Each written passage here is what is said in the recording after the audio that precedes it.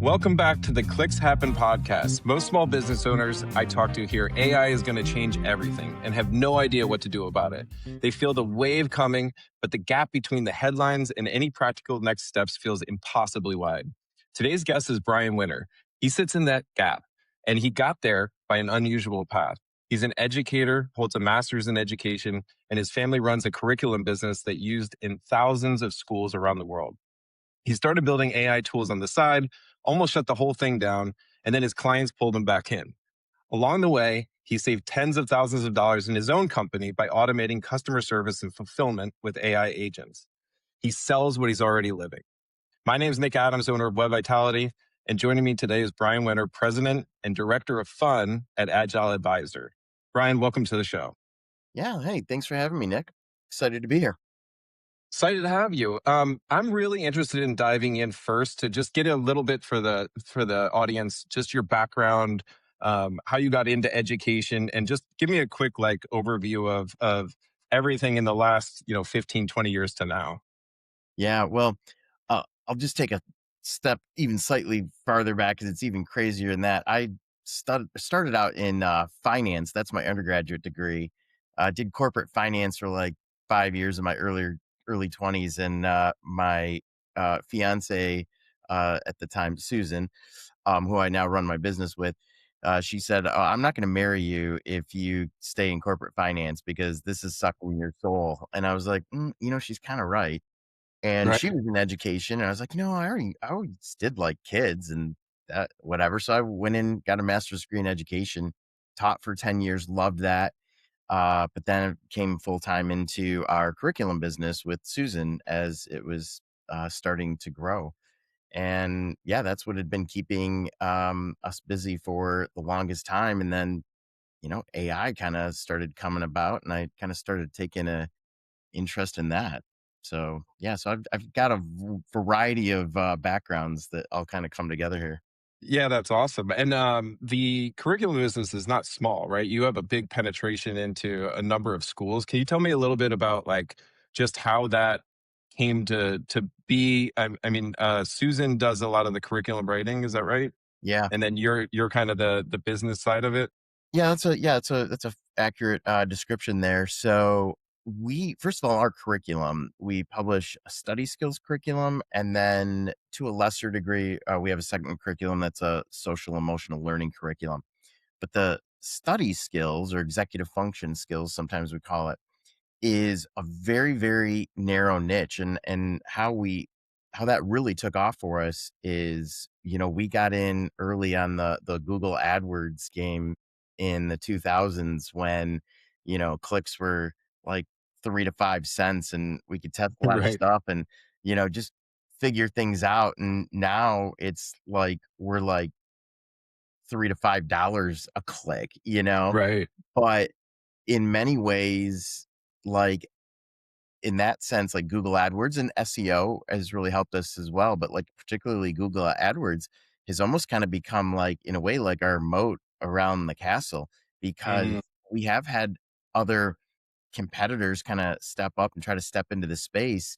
And I think many of them approached it as, well, you know what, I just have to write a better curriculum, or I'm going to do a little different spin. But then I think they found, when you have a really dialed in AdWords campaign that took you years, maybe a decade to get there. And I mean, when you're talking right. like hundreds and hundreds of negative keywords and, stuff like that, like that's a really expensive entry point for somebody to come in and like, oh yeah, well, I'm gonna just start testing some AdWords and, see if I can Right. Right. weasel my way in.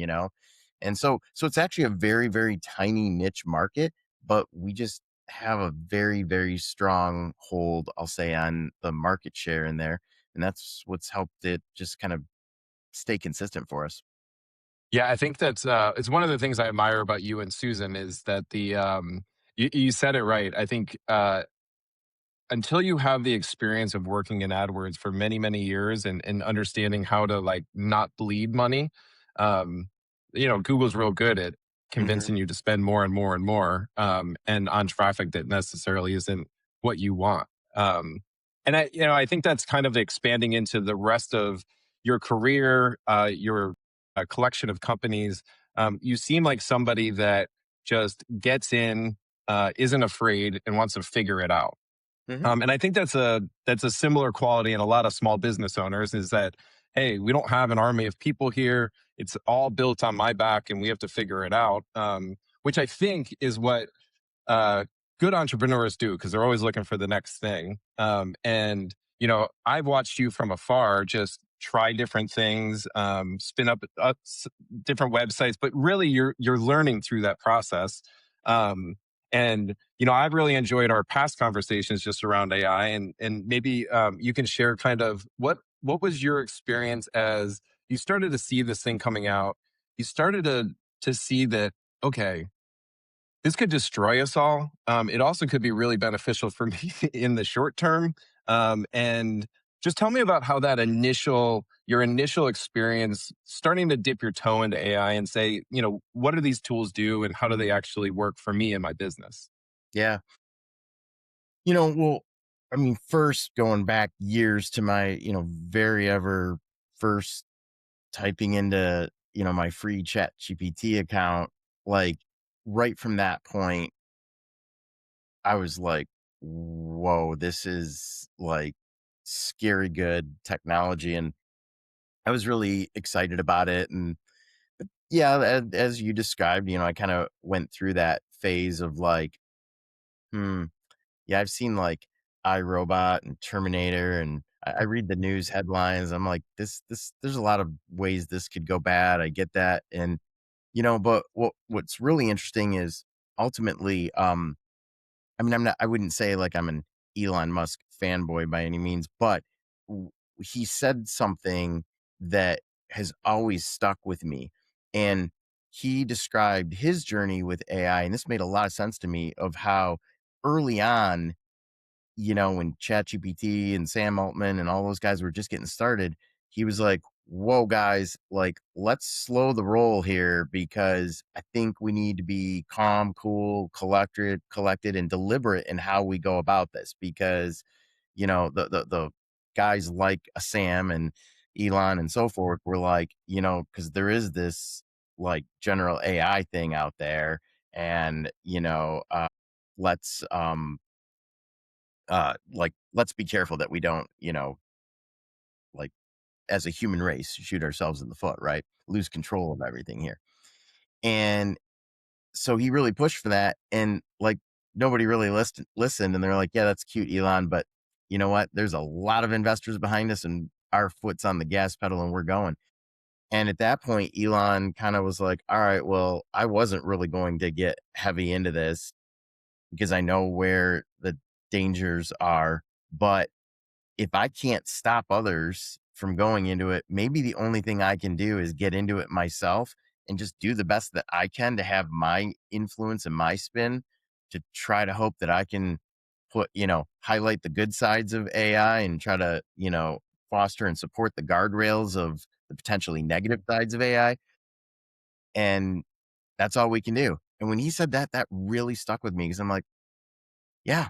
I mean, that's like all we can do. Like I could sit here and say, you know what? I don't want bad things to happen with with AI, so I'm not going to develop anything. Well, that's not going to stop anyone else. People are going to go and continue to do it. And so I looked at it as, all right, well, it's it's a technology. It's like the internet. It's like cell phones. Like I know so many people that were like, "Oh, that internet thing, it's a fad." Mm, Yeah, well, okay, not so much anymore. or smartphones. People like it was so hard. I could see, you have the a product adoption cycle curve, and there are people that were like, "I'm never going to get a smartphone. I'm really just happy with my flip phone or whatever." Everyone has a smartphone now. I mean, and it's like that is just technology. Like we can't stop it, right? So that's really I uh, really just adopted Elon's approach there of like, okay, well, you know what? Yeah, I can't stop it either, but um, I know who I am. I'm a good person. I'm an ethical person. And so I'll just be one of, many people, hopefully like me. that are out there and are going to do positive things with it to help people that are willing to learn and adopt AI themselves embrace it and do positive things with it to, in this case, for our conversation, help and improve their businesses.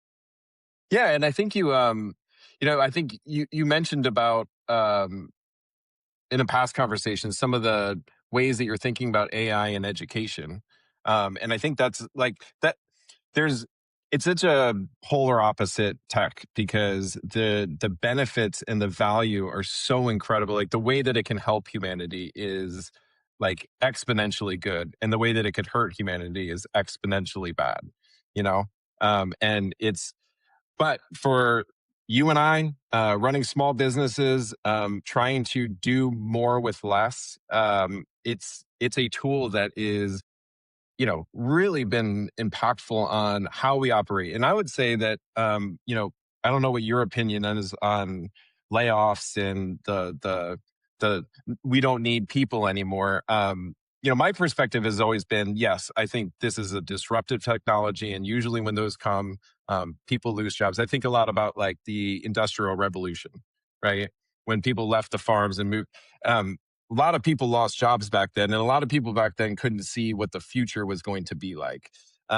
Now, with every new tech, it gets bigger and bigger, and this one's like the biggest that in my lifetime I've experienced, as having an impact on jobs, the economy, and all of that. But my perspective has been that the the AI is not going to take your job. It's going to be the person that knows AI really well and builds that as a sidecar that they ride with. And I'm wondering what your thoughts are on just the general job market, um, where you think that's going. Yeah, absolutely. Well, what I would say is I would refer to it as a pruning, right? Like if we had a plant I like that. and we're going to prune the leaves of the branches that seem like they're dying or they're not being productive. And when we do, we cut back, the plant gets a little bit leaner, kind of actually reorganizes itself. It can kind of channel Yeah. energy. So it's putting more energy into the branches that are strong and are healthy. And that's kind of how I see that AI coming in and impacting a business. It's not, I don't see it eliminating employees. I mean, I think there's going to be employers that Mm. might think they're doing something really smart by being kind of draconian and coming in. Oh yeah, we're just going to cut every. And honestly, I think that would be to go along with the analogy, much like a gardener that is just extremely over aggressive with the pruning. I mean, you prune too much, you're gonna hurt, damage, and eventually and I kill the love that plant. analogy. So no, like that's not going to be the way to go. But you said something, and I'm gonna put a slight twist on it. And you said it's not that AI is going to replace employees; it's that the the employees that will be replaced are the ones that don't know AI or maybe I think you actually kind of said it differently, like those employees that do know AI, they're the ones that are going to survive. And I think you could take it a little step further and say that you could extend that to the people that are going to be willing to adopt Mm. AI and really kind of have a growth mindset and say, "Hey, this is a new technology. You know what? I don't know a lot about it, but I'd be open to learning about it." Um, in many ways, it's kind of a beautiful thing because it will show business owners, hey, like as we go more and more into this AI world, things are going to be changing. They're going to be changing fast. And actually, the employees I'm really going to want are the ones that have the growth mindset that that aren't kind of constantly trying to Yeah. put the brakes on things. You know what? I Okay. really like how we had. No, no, no it's always going to be okay to make mistakes. There's always going to be stuff that we don't know. We're always going to have to learn. But if I'm pruning my business, the employees that I want, it might not be the one that has the highest degree. It might not be the one that's I think of as smartest in terms of general knowledge or has the greatest talent or whatever.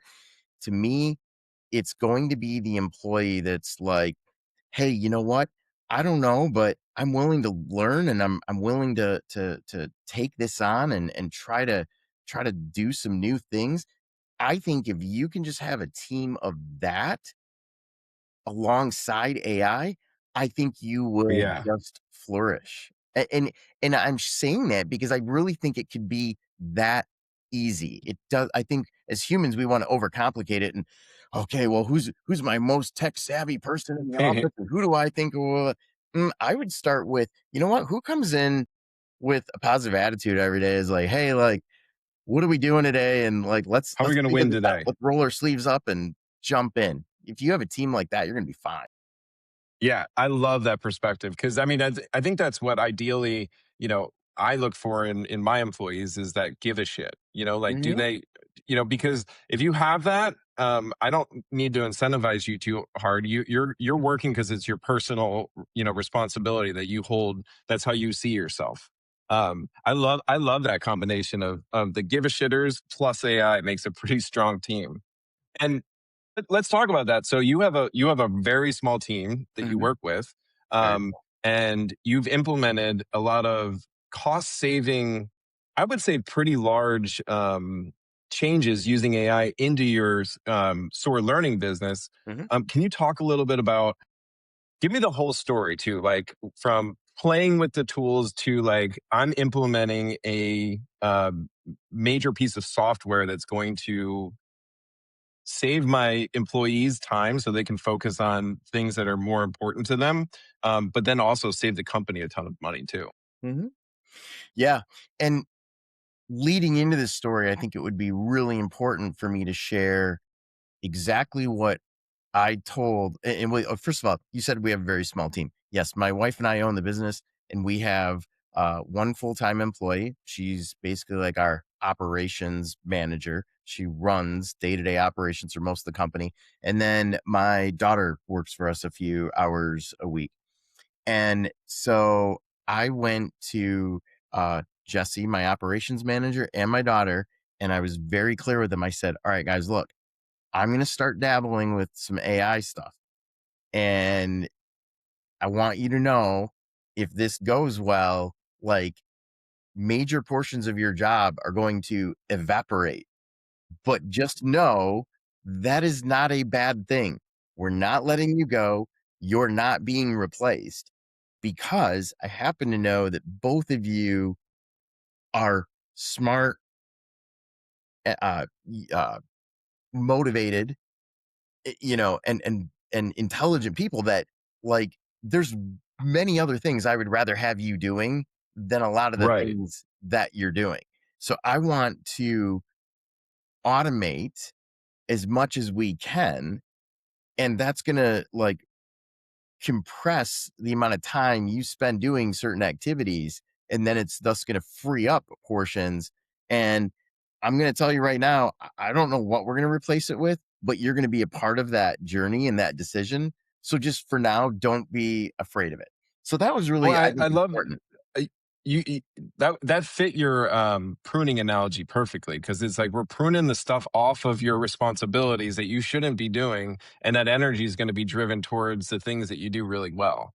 Absolutely. Sorry to interrupt. I just thought that No, was I a, love a it. per- And perfect just analogy. like with pruning, like, there's going to be new buds that are going to appear, Right, and those new right. buds are going to be the new, like, things we're going to have you do or explore or whatever, but, yeah, so then the first thing I attacked was I looked at, what we do for customer service. So we use Zendesk as our customer service platform.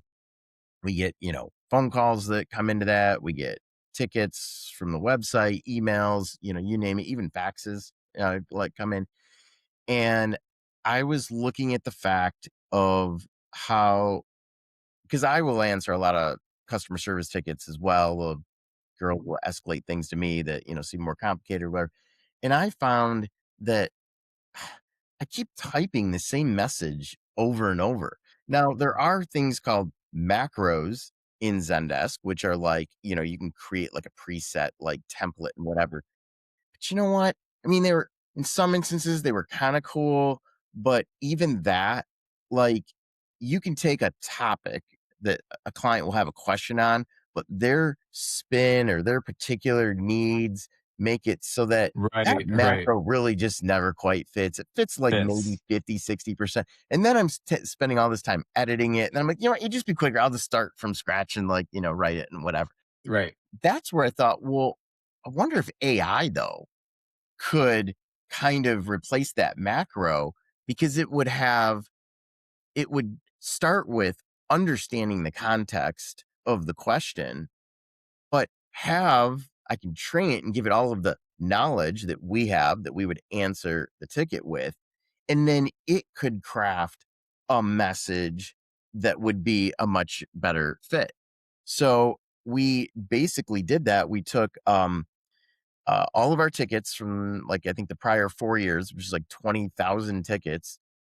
And I won't go into the massive details, basically trained the AI how to respond to these tickets and then had it so that when a ticket comes in, it basically drafts a response. But like I think many people would understand, we really still wanted to be human in the loop here. I'm not going to let my Yes. AI just boop, have Right. fun and just try not to That's why we're destroy the on company. vacation. Yeah. Yeah. Call me if anything goes wrong. Um, so now when we go in and there's a ticket, we have a pre-drafted response that we can take and start with that. And it is Right. really dialed in. It's like probably 90, 95% of the way there. And then any changes that we make to that, and then we click send, we also have, an iterative training loop with the AI. So it's continuously learning too from, oh, well, what did they tweak there and why? And so, it's getting better at responding. Getting recursive. Yeah, exactly. And that alone, well, Jesse, it reduced like 40% of like her job, like overnight. She was like, this So is amazing. amazing, like she couldn't believe it. And yeah, so that was great. And so, just kind of taking like her pay, like which her and Madison spend on it and whatever, I kind of have a pretty accurate but ballpark figure of that activity alone is kind of saving us about $20,000 a year in, I'm calling that cost savings, but I mean, really that is 40% of Expansion. Jesse's job and a lot of what Madison does that I can have them doing something else. Right, So right. I'm not Yeah, paying it's them like to just growth savings. pay gigs. Yeah. Yeah.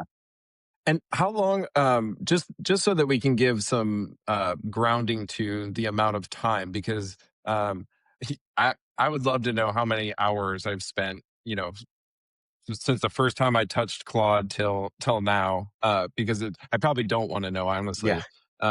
But um, like, give me a sense of how long the training took, and consider the planning that you went through to say, okay, well, if we could get all of this data out and we could get it to train on this, and then we have a, like, from inception to working model, do you have the concept of how long that Mhm. took you?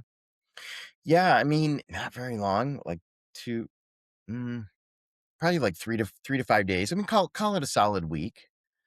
Um, but yeah, no, I mean, that's about what it took, was really just a week. But Well, I and what I go ahead. no, what I would say is that what I'm not factoring in there is all of the kind of the time in my background and training to get to where I am to know like what to do, I mean, so that's Right. obviously not counting what all of my background and training and learning about AI. It's not like I just had this idea and went to ChatGPT and just, typed it in, Right. Right. Um, but building the but system itself. I think one of the things, like, 5 days is, I always said that I could stand up something in a weekend, but then it would take probably 3 or 4 weeks now to get it fine tuned and tweaked and whatever. And I think it's important because the whenever we think about implementing something, automating or doing anything, the more upfront planning and designing that you do prior to, like, coding something up, will save you considerable amounts of time on the back end. Mhm. And I've been looking at AI a lot, and automation and all of this work is the real expense is in the understanding the solution that you're building for, and then the requirements of that build or whatever it is that you're building, so that the coding goes really quickly now. Like we said, like 5 days or two days, like you're building a full featured app or a microservice. Um, but if you go down the wrong path with that, it's like that planning is so sacred up front, because that really is going to define you or set you up for success on the back end. And I like that it does take you a little bit of time to figure this out, download the stuff, train it, because that's what's creating the output that you're looking for. And I find that people are jumping really quickly to just give me the idea and like try to implement it as fast as possible. And, and I think this is what companies are doing too.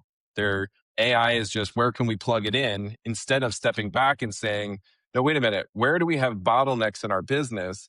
Where do we have people doing things that they shouldn't be doing?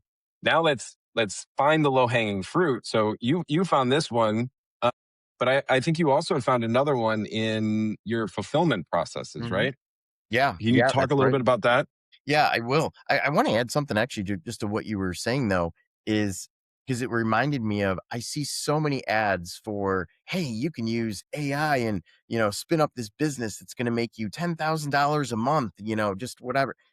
And the thing that I really see wrong with that, and it ties into what we're talking about right here, is I see AI, at least from where I'm standing, being really powerful and really helpful if you're applying it to a business that you understand. But if you're going to try Right. to apply AI to just spin up a business that you really don't understand the business, then everything AI suggests, you're going to be like, sure, sure, sure. And then it creates this business, of you're like, how do I have a business that I'm selling unicorn horns? And how do I source unicorn horns? I guess the AI Right. didn't really think about that, like, but Oh, so but when true. you're building a system like that I'm just built in that case for the customer service, and then I'll touch on the fulfillment here. What is really important is that you really understand your own business, because there are a lot of times when you're going through and you're building, and AI is it's generative, there's a little bit of variableness in there, and it's creative, and Right, it's like, right. hey, hi Brian, how about if we do, and I'm like, no, that's a horrible idea, because blah blah blah, and then the AI comes back, yeah, you're right, Brian, that's a horrible idea, I'll just go back to doing what I was doing. I'm like, there you go, that's a good idea, There you go. and if you don't have that knowledge and understanding of a solid understanding of your business, then that's where I think you risk AI mucking things up, because you don't understand your business, but yet you're hoping a generative AI tool understands your business. And Right. that's where you're kind of rolling the dice, you're giving up control. And it's almost, it's an AI version of a lack of planning. You really didn't think through Yeah. what you're trying to do, right? No, and before you jump into the fulfillment, I this is the opportunity for small businesses, because just like you said, if you know your business really well, you can probably point at a number of software vendors that you're using to operate your business that do it like 80% of the way, right? And you've developed over time workarounds internally. Well, we'll have a spreadsheet for that, or we'll track it over here, or you know, and I think this is the first time ever in the software as a service world where you could build it almost to spec. Like what Well, if you know as what I'm saying? yeah, I mean, offline, you and I have talked, and I know this isn't like what we were aiming to cover today, but you've already told me about, some CRM stuff that you've built that I am dying to get on board with, so that I can Yeah. let go of my current CRM that's costing me over $400 a month. And the only reason we haven't done it is I'm like, all right, well, Nick, I just like changed customer service and I just changed fulfillment. We're going into you know, I maybe I ought to slow my roll, and let's revisit this in a few months. But that's exactly the kind of thing, is that there are so many things here that we can systemically go through and one at a time address. and start to reduce our costs. Or, I'm looking forward to some systems I have in mind where I can go on offense and look to grow the business. Right now, it's Yeah. Yeah. mostly just been on cost savings, which is great.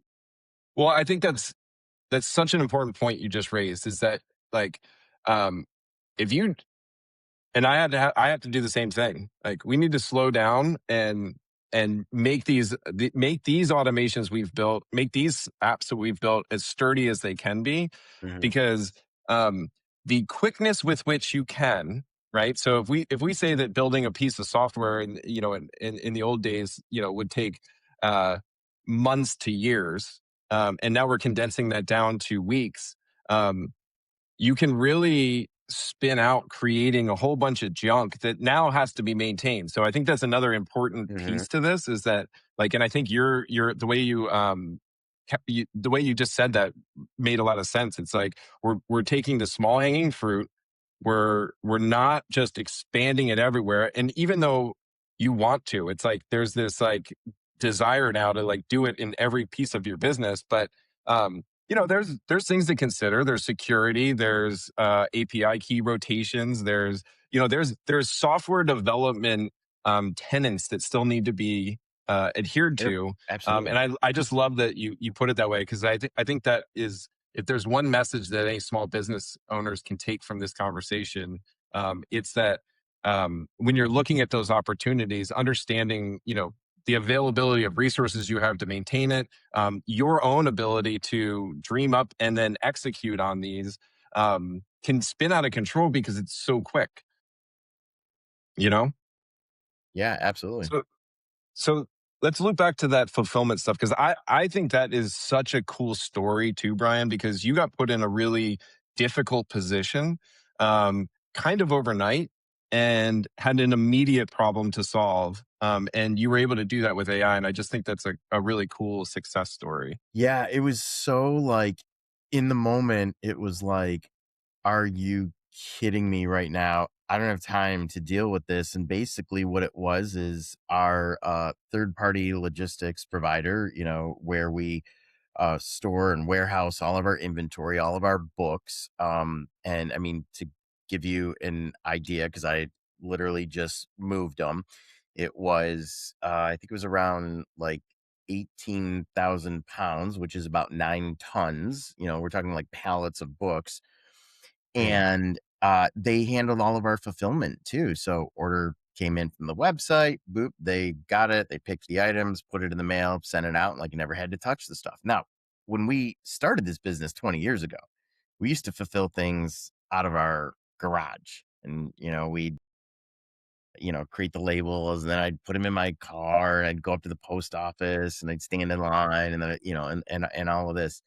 And so just about 2 months ago, we got word from our warehouse that managed all of this for us. And they said, yeah, we're going in a different direction, and we're just not going to be able to service, you and our other clients that are, structured like you. So you're going to have to find another warehouse, and you got a month to do it. And it was like, um, oh, okay. So I did what made most sense, and I started, okay, I'm searching for a warehouse, and I'm doing calls, and I'm like, okay, this one kind of has things I like, this one has other things I like, but like nothing was. And then I'm like, well, I'll take all these ideas to AI and ask it what it thinks the best solution is. And AI is like, well, what if you just like fulfilled them yourself, like out of your garage? I'm like, oh no, been there, Been there, done done that. that. Like it doesn't work. And actually, you know what? I need to back up a little bit, because I need to give, or I'm going to get in trouble when my wife listens to this. I have to give my wife credit, because it was actually her. She said first, what if we did the fulfillment on our own? And because I'm a really smart guy and husband, I was like, that will never work. That's such a dumb Never. idea. Can't believe, no, I'm not even gonna waste my time. And then I went back to my computer. I was like, is there any way this could work? I mean, this is just a crazy idea my wife had. And then actually, so that's really how the story went. And then AI was like, actually, there's a Your lot of wife's genius right. in this, like, and it could really work. And I'm like, really? How could this work? And this is what's really interesting to me about this story is I was stuck on the preconceived notion of, well, how did I even end up at a warehouse to begin with? It actually wasn't because I was lazy and didn't want to like hustle and move the books. It was because I discovered that these warehouses had these negotiated contracts for shipping, and they were getting Mhm. rates from UPS and FedEx and USPS. They were paying like 30 cents on the dollar to the retail rate that I'm paying at the counter. And then when you factor in, okay, yeah, there's a little bit more for storage and I have to pay them to pick the items and package them, but it was still cheaper. So all of a sudden, 20 years ago, it was like, wait, I don't have to touch the boxes and it saves me money. Okay, yeah, I'll have a Right. warehouse do it. Right.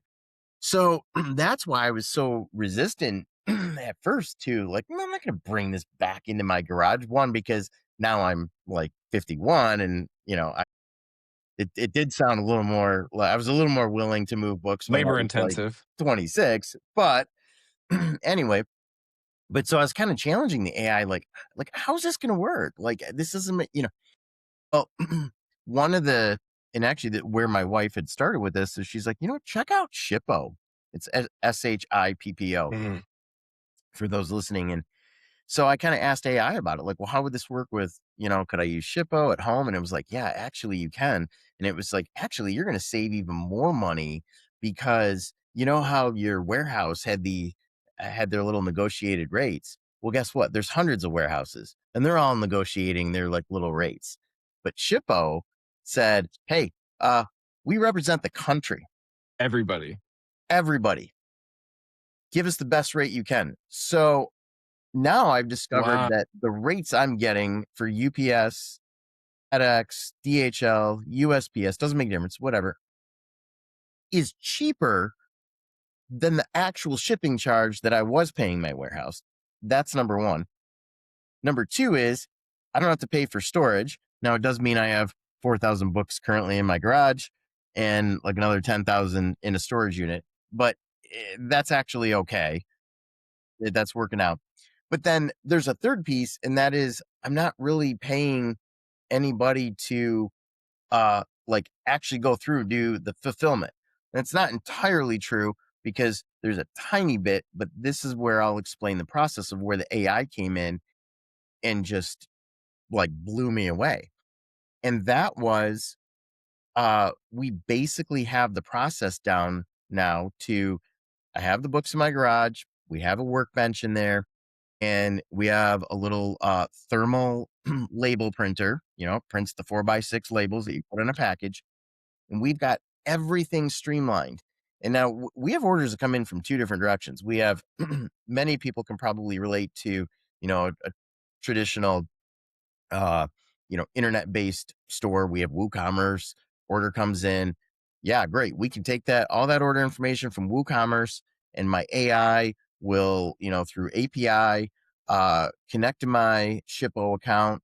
It will has all the information. It will shop rate for what the best rate is, and it'll find that rate and say, oh, okay, in this case, it's USPS. Okay, then it takes that information, it sends it right over. Well, it purchases the label from Shippo.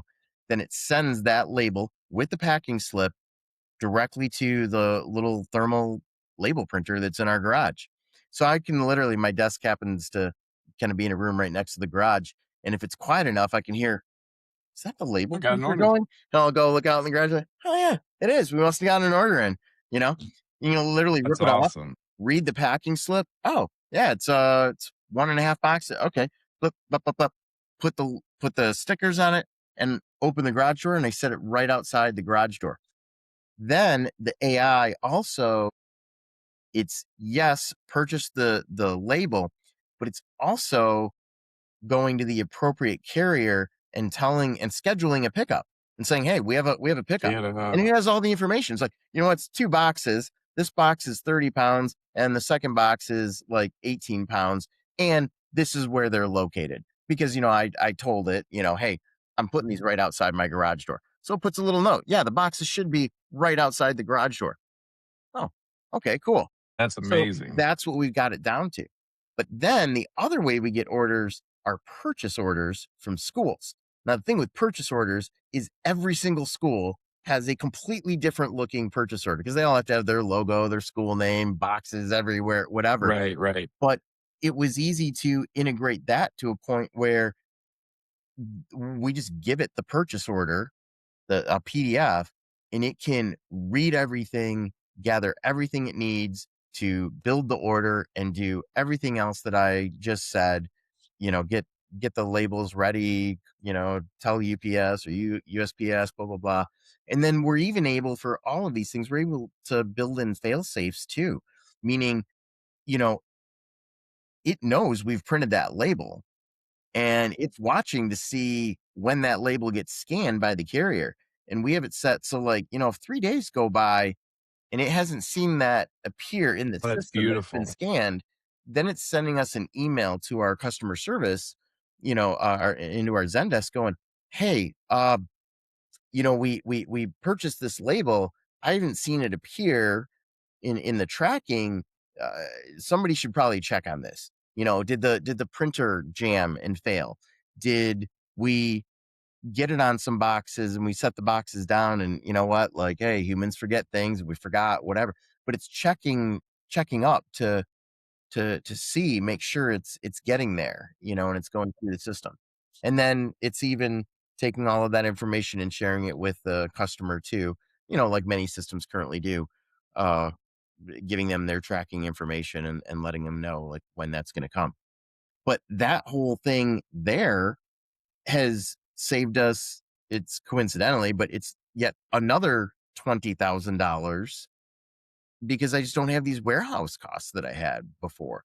And yeah, there's a little bit of labor, which is for me to walk into that room next door, slap some Right, stickers, and put the box. I'm like, you know what?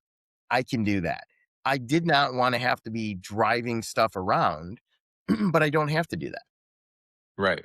Well, and I think this is like the perfect example to me of what you were saying earlier is that when you know your business really well, Mhm. um, you know your processes in and out. And so you can take a workflow that was going this direction through a warehouse and say, okay, these are the nodes that have to be there. And so, but I'm going to use Claude. I think that where AI is really impactful too is when you have a really intelligent, and then not necessarily intelligent, but someone that actually knows what they want to build and they understand the inner workings of how that soup was made, right? Mhm. Because like you said, AI is gonna they want to solve your problem and they want to find you a solution.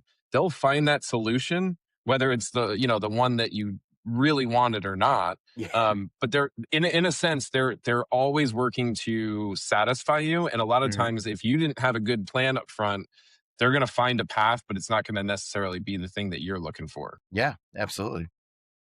Okay, so you've taken the first step of automating the low-hanging fruit in your existing business. Also, I just think it's a really impactful story that you were given a month and to change a very significant portion of how your business works, and you were able to do that, which is just that's a success story. That's super cool. Well, and not just Um, survive, but save another 20,000 that I didn't even yeah, think I had right, to save. Like, I wasn't right, even looking to save money. I was just trying to survive the transition. And then, right. like, Just "Oh, okay, solve well, this great. problem, We'll save some more money while we're at it too." Like, I'm okay with that. right? And so I think this kind of leads into your next business, Agile Advisor, where you started just creating this stuff. You were big in your community, and you were talking to some other business owners, and started actually getting people asking you for things. Can you tell me a little bit about one? What gave you the confidence to kind of step in there and say, I'm gonna start doing this for other people? And then two, like, how do you think about this? And maybe if you have any examples of some of those initial first clients as you're working out kind of a process and how you're gonna to work with customers. Yeah, absolutely. So, well, what's really funny is I didn't really actually start from, "Hey, I could go do this from others." But what happened was, because I had the knowledge and background and wisdom in the things that I built for myself, when I was talking with my other friends, many of which whom are business owners, they'd we'd just be a normal conversation. They'd be talking, and I'd say, "Well, AI could probably fix that." Yeah, well, how would that work?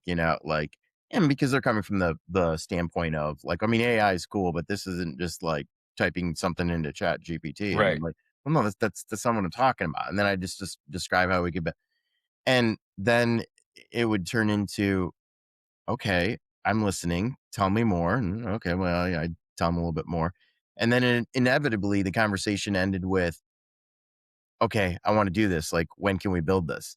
I'm like, well, like, I'm I was not just giving you an building idea. anything. Like, I got my own thing to do, And they're like, "Well, didn't you just say that, like, this is saving you all this time?" And it's like, well, okay, you're not wrong. I did say that because it is true. And like, okay, fine, I'll do this one, y- you know. And but then I literally had a day where I got to the end of the day, and I just said, "All right, Susan, my wife," I said, "We need to talk. I might need to go do this business because I had 5 independent, completely unrelated conversations today, and I did not wake up saying, 'You know what? I'm gonna try to go sell AI services to people today.'" That is not what I did.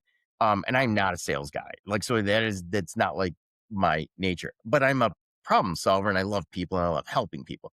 So just going through the natural course of my day, I literally had a day where I had 5 separate conversations and ended up telling people like, "Oh, you know what? I know how we could probably fix that." And everyone was like, "Okay, well, that sounds amazing. Like, let's do this." And I was like, "Okay, I got to stop talking because I'm getting close to making promises that I can't deliver on." Because Right, people are like, right. "Oh," because now people are like, "Oh yeah, Brian's going to fix my business." And then I'm getting calls from people like, "Hey, I was talking to so and so, and they were telling me how you were going to fix their business." I'm like, "Oh, whoa, whoa, we had a conversation, We had okay?" coffee. And it really just kinda naturally grew into that, and yeah, so now I am like, "Okay, well, let's do this." So now I've basically started taking on, like, my first few clients and starting to build some things for them. Some things really simple, some are some little pet projects, but some are, like, really significant too, so Well, and I love you were telling me about one that you made just personally for yourself that I actually shared with my wife because I said this is an example of somebody who just is walking around and looking at the way things work and saying, I think they can work better. Can you share just a little bit about that grocery the grocery store store app, app yeah. that you were? Yeah, Mhm. because I just thought that was like a perfect example of like a very and I also thought as a way of being part of your community, like even the way that you were going to release it sounded really cool to me. And it's just Mhm. like, hey, I'm learning and I found something cool and I'm going to share it with everybody. Yeah, yeah. Yeah, so every, Sunday morning, my daughter and I go grocery shopping together. It's kinda really turned into this really cool, like, father-daughter bonding thing, and she has her list, and I mean, she makes the list, she cooks for the family, like, that's her thing, and she handwrites out, like, her list, and I was kinda like, "Alright, well, I'm always working from her list," and, like, she kinda groups things together by, like, food group, dairy, produce, meats, whatever, which is cool, and that is Yes. the That's more than I most would do. logical way to do it. However, like, I don't know about, you know, y'all's grocery store, but ours, like, they I think they do it on purpose, kinda mess some aisles up, Make you walk around the and whole store. right, and like, okay, well, is this down the baking aisle or is this down the seasoning aisle? Like, whatever. Right, right. And so what I did was I was like, okay, well, how do you figure out what aisle something's down? You look at the little thing over the aisle. So one Sunday I went through and I just took a picture of all of those.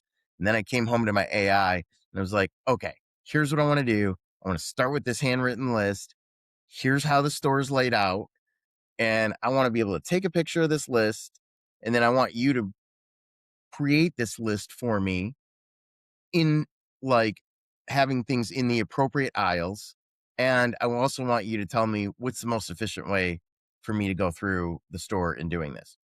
So, I've got it to that point. So my daughter has the list. I'm like, "Hey, let me do my little AI thing." This is right before we leave the house, and I take a picture of her thing, and it takes about 10 seconds, gives me a PDF. I print it out. I put it on my clipboard. She's got her little list. She still works from her list on the clipboard. But what's really cool is um, it's got everything in order. And when you walk into our grocery store, and like many grocery stores, it starts with the produce aisle.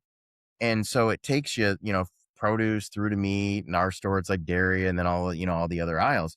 Well, what I do is I always start and I do it backwards. And then I've figured out in the amount of time it takes her to get produce and our meat, that's usually where we meet up and I can get everything else. Now, that's mostly because she's picking out produce.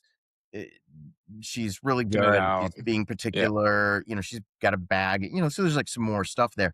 But this thing, because it's so slick and I know exactly what aisle I'm going to, exactly which one I can, which aisles I can skip.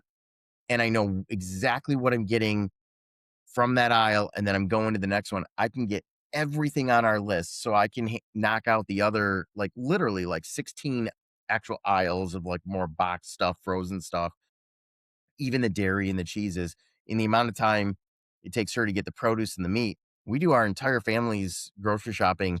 And I need to time it, but I keep saying, and I'm Should estimating it time to be it. about like 15 minutes, 15 to 20 minutes. It's amazing.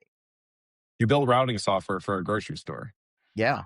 And then Awesome. I used you know, AI helped me with the website Railway, which is a quick and easy Hmm. way to kind of I bought a domain. Lake Orion is our town, so I bought LO, that's for Lake Orion, and then Meyer, Meijer, it's the name of the store, just lomeyer.com. Just bought the website. It's like $8, and then I had Railway spin it up into a little app, and that's where I haven't actually set it free to our community yet. I'm planning on doing it, but I kind of want to, like we were talking earlier, just give it that few weeks, work out like some of the bugs, um, little things like honey bunches of oats. It like I put that in, it didn't pick up right away that that was a cereal, and I was like, Mm, oh, that's interesting. So then I literally just had AI say, hey, go find every manufacturer, like brand and title of cereal, just give me you're that list. Gave me the brilliant. list. And then I just gave to the AI and said, hey, by the way, everything on this list is a cereal, just so you know. Oh, boom, great. Got Now, it. whatever cereal you type in, okay, it knows where to go and takes you to. So I wanted to work out some of those things because, I mean, we live in a, I live in a real small town community, and I, I know the haters out there. They're going to be like, see, I told you this AI stuff isn't going to work. It doesn't even know where Honey Bunches of Oats Honey is. bunches of oats It's like, is. okay, come on. Like, I can fix it in 5 seconds. And then the other cool thing I did too is I did put on that website, um, for when I do release it, like, hey, if you find an error, like, just let me know. Like, just type it here. And then that way I'm Yeah, like, it's oh, cool. Well, now I can get this like feedback loop. feedback loop. Yeah, that's awesome. And what's even so cool about it is I haven't done this yet, but I had this thought the other day because I was picturing, oh, people will give me feedback and then I'll go and I'll look at their feedback and then I'll go to and I'm like, "Hmm, no, I won't. I'm just going to tell the AI, hey, by the way, Read people the are going to feedback. type in stuff that needs to be fixed here. So when they do, just go fix it. And you know what?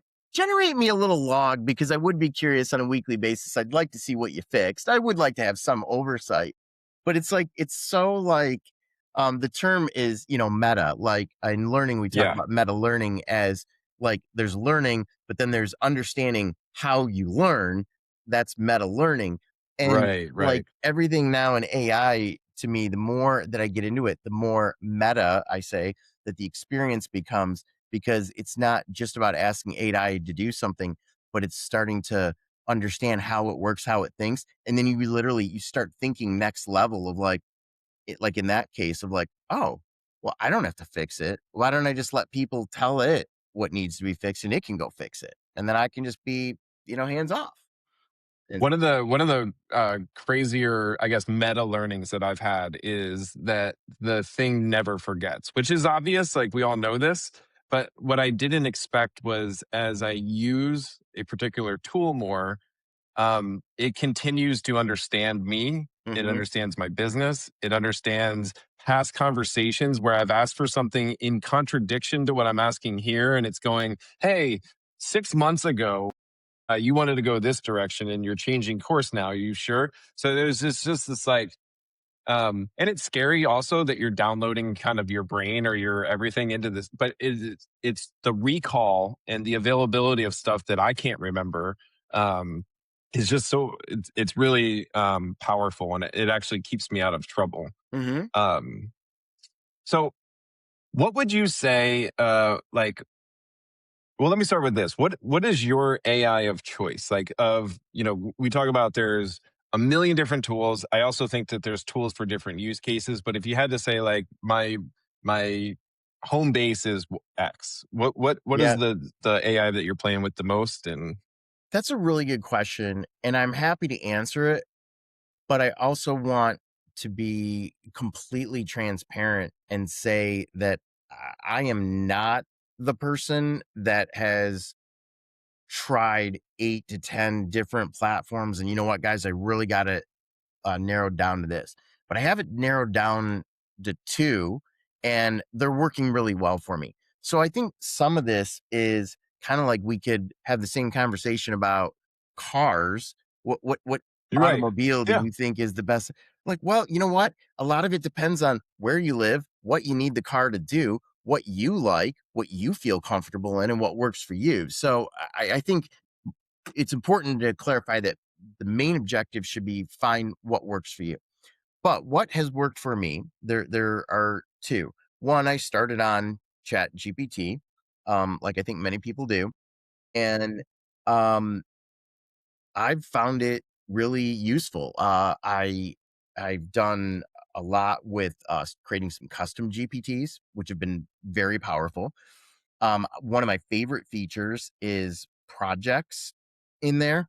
I have, in fact, I'm looking at it right now. I have like a personal tech project. I have a personal health project, learning project. And then what I do is when, like, if I'm going to go ask uh hey, I want to get like a new hard drive, for my computer. Well, I go to my tech project because that project knows, oh well, Brian, I know everything about your PC build, and Yes. we did just upgrade that motherboard and CPU, and you know what, based on Right. that, this is what I think. Okay, great, it's got that context. It's like, it's great, it's so powerful, right? Yes.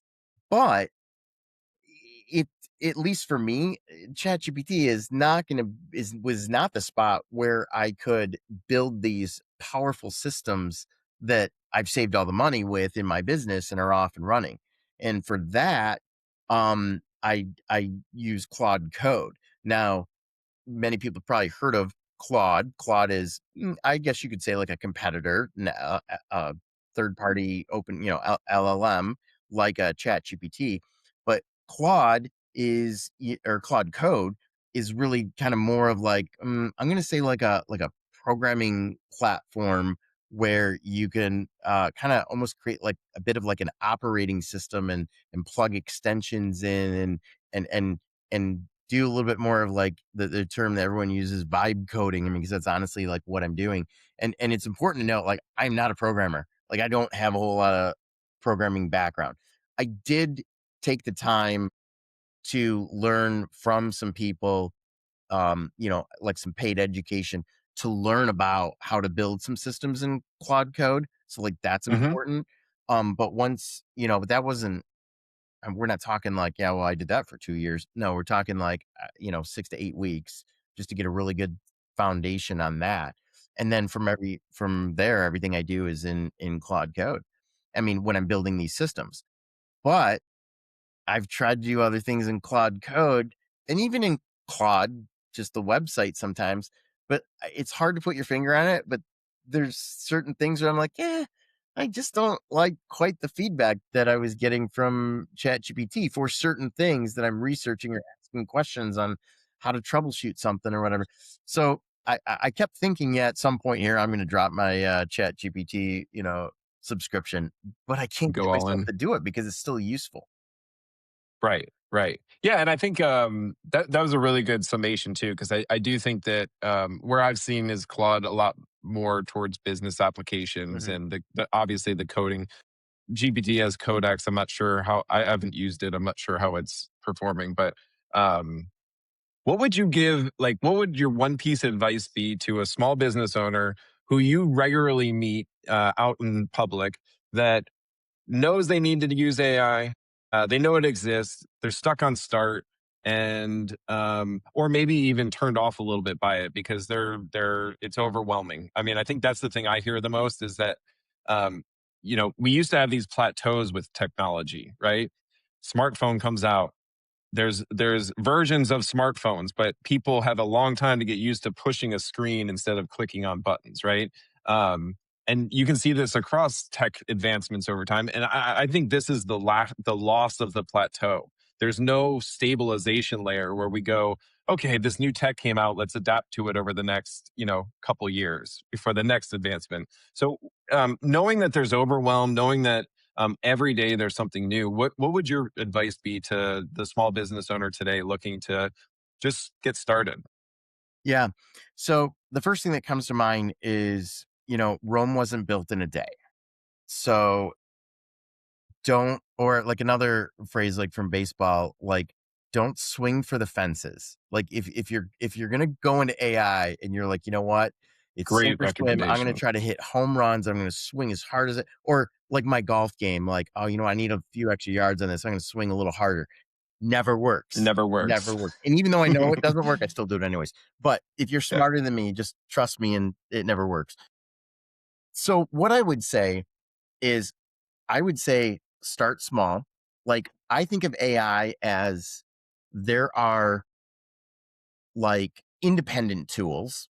So like ChatGPT is a great example. Like maybe I have a really delicate email that I need to send. And I don't kind of know how to word this.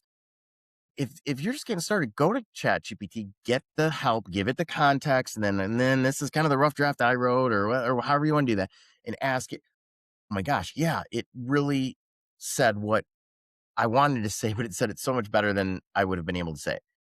That's great. Do that, right? Well, then I think the next kind of level up is um, I'm really frustrated that Microsoft used the term Copilot for like their AI thing because I'm not saying Microsoft Copilot, but I'm saying that term Copilot.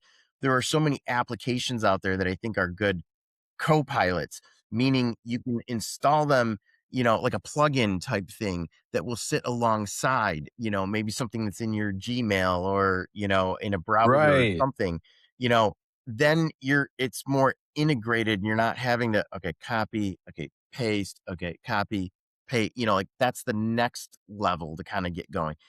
And then I think from there you kind of get into, there's kind of like some off the shelf automation kind of things. And then I think beyond that, then you get in more to like custom automation things, which are kind of like the things that I'm building, right? But what I would say is I think you kind of just naturally need to go through that progression. And actually, now that I think about it, that's four right there, right? You got your independent, that's your single. Then you've got kind of your co-pilot kind of thing, and there's your double. Then you got, okay, I want to start automating some things. Okay. Like there are applications that will, make a nice interface to get all of your different platforms and systems talking together.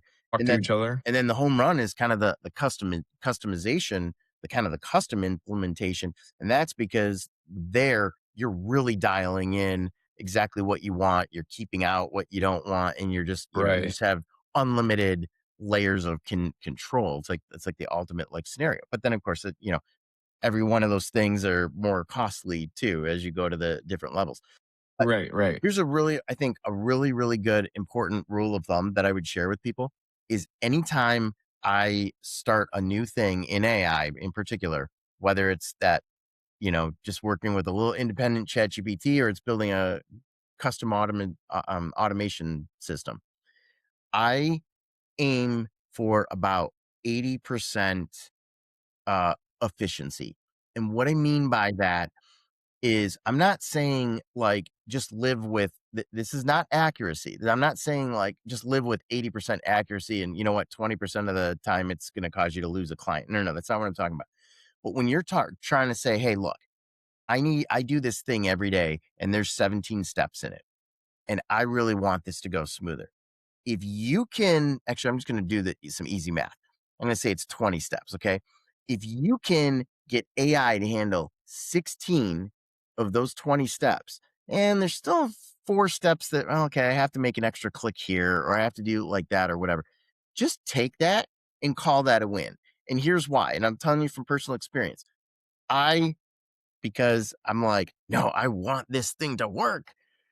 I Right, right. have chased down that extra 20% and spent hours and hours and hours. Sometimes I get there, but usually the lengths I have to go to close out that extra 20%, I end up creating something that ends up being fragile and it breaks and, and then it's more annoying than it is. And then the really annoying thing is that in 3 to 6 months, like things just improve anyways. And usually that 20%, like most of that remaining Closes. 20%, 80% of that gap closes itself anyways, just because some things come out and some, the tools are a Right. little bit better, whatever. So that's where, like, in my own world, I'm like, you know what? I'm going to gun for 80% efficiency, and then I'm going to be happy with it. I'm going to live with it. And then along the way, I might discover some things myself, or sometimes just things naturally upgrade and improve. And you can revisit it and go, hey, you know what? I can take another 80% out of this remaining 20%. And sometimes you can completely close the gap 100%, but don't feel like it always has to be 100%. Just be happy with, hey, this just saved me a lot of time. Let's be happy with I that. think I think every vibe coder should listen to that message because every vibe coder I think has over engineered their app at least once Yeah, and I'm so learned that close. I'm so close. so close. That's great. Well, Brian, thank you so much. This has been extremely educational, and I've loved hearing your story and a lot of those like anecdotes along the way. Where can people reach you if they want to contact you? How do they reach Yeah. out? Easiest way is brianwinter.com. And BrianWinter.com. you'll see all the things I do, like AI, education, whatever. But that's just the easiest way. You can just shoot me a message there. You can text me, whatever. But yeah, from there you'll be able to squirrel down whatever path you want to know There about me we or go. explore with me. So brianwinter.com. Awesome. BrianWinter.com. Awesome. Thank you so much, Brian. It's Cool. great talking to you. Thanks Take for care. having me, Nick. See ya.